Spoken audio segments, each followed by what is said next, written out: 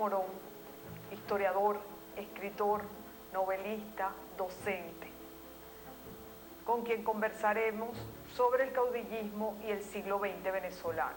Venezuela vivió siempre dirigida por caudillos desde Simón Bolívar. Por supuesto que también hubo caudillos en los siglos XVI, XVII y XVIII, pero esa es otra cosa, ¿no?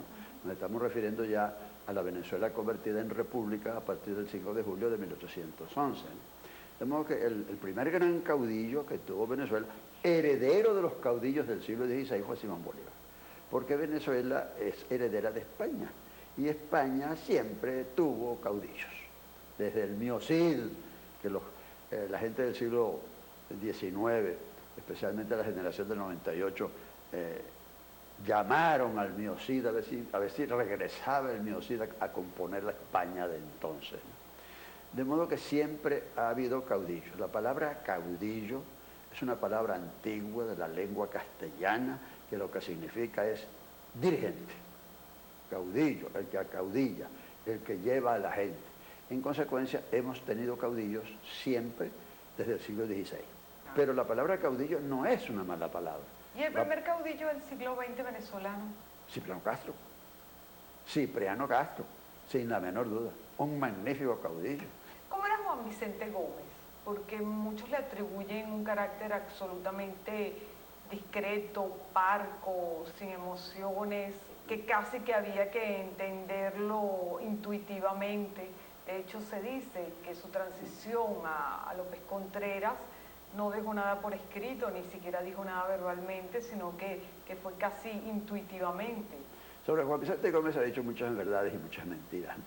Yo conozco solamente dos libros importantes sobre Juan Vicente Gómez. La biografía que escribió mi amigo Tomás Polanco Alcántara, que fue el gran biógrafo venezolano del siglo XX, y este libro, que le traje para que lo viera, que estas son las memorias de Cristina Gómez. De doña Cristina Gómez, que vivió en Maracay hasta hace 4 años, y afortunadamente pues acompañado por un amigo nuestro, se hizo aquí está muy bien reflejado Juan Vicente Gómez.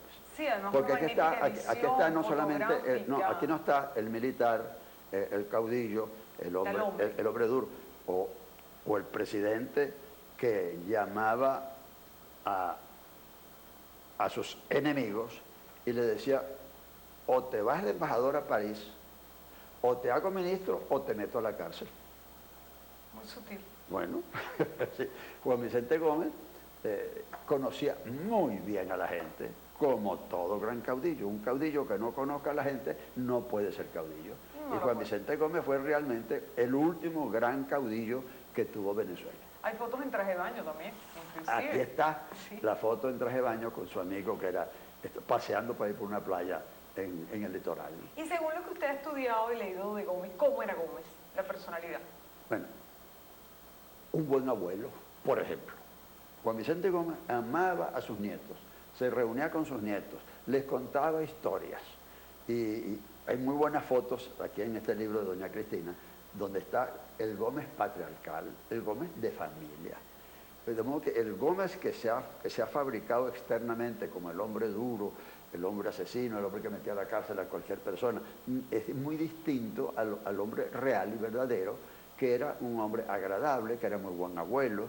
Cuando paseaba por Maracay, ya que estamos haciendo anécdotas, yo las conozco pues no solamente a través del libro de doña Cristina, sino que yo conocí mucho a doña Cristina, y por supuesto que he conocido también pues la historia personal de Gómez, porque hay muchos libros sobre el particular, y yo he ido muchas veces a Maracay y fui montones de veces a conversar con los amigos, ¿verdad?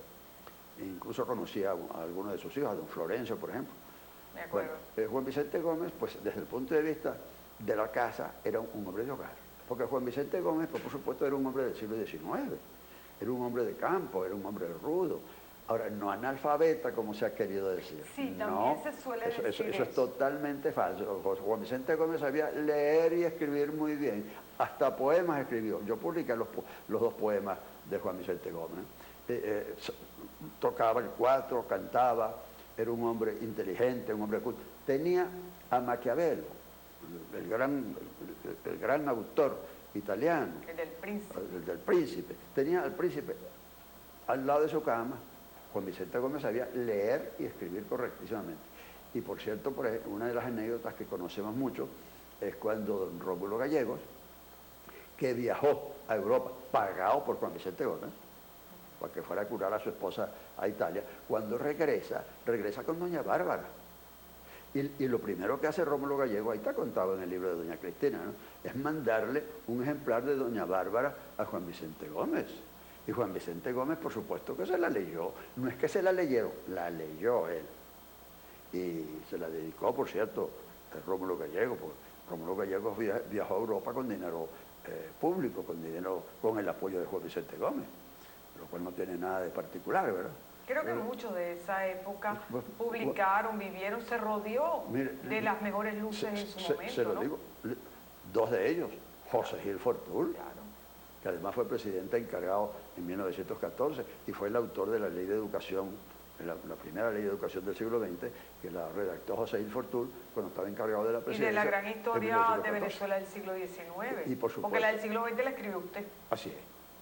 Bueno, sí, así es. Sí. En el siglo XIX, el último gran historiador de historia general. Sí, a eso no me estoy refiero. hablando de historiadores que escriben monografías y que escriben a eso me refiero. tratados, no, que escriben una historia general del país. La historia política, la historia social, la historia económica y la historia cultural. Cada siglo ha tenido un gran historiador que ha dejado Yo los puse por ahí en filas. Somos 10. Ese Gómez, que era una persona culta, rodeada de las mejores luces de su tiempo, que en el seno familiar era otra persona totalmente diferente a la que se ha registrado por la historia. Por la historia no, por algunos biógrafos, por algunos historiadores, porque las últimas grandes biografías ya, por supuesto la de Tomás Polanco, ya se entiende muy bien que Juan Vicente Gómez no era un animal, que Juan Vicente Gómez era un hombre sumamente inteligente y sumamente hábil. Bueno, ¿Cómo no va a ser inteligente un hombre que dominó al país desde 1908 hasta su muerte en 1935? O sea, claro está que era un hombre sumamente inteligente. Claro. El asunto está en que creyeron siempre que se trataba de un caudillo rudo, campesino, bravo, que metía a la cárcel por cualquier cosa a cualquier persona. No es verdad. La cultura no tiene que ver con la inteligencia. Se puede ser inteligente de una manera tal vez incluso primitiva, pero igualmente inteligente. Pues por supuesto. Y, eso y si no existirían los pueblos. Exactamente. Muy claro.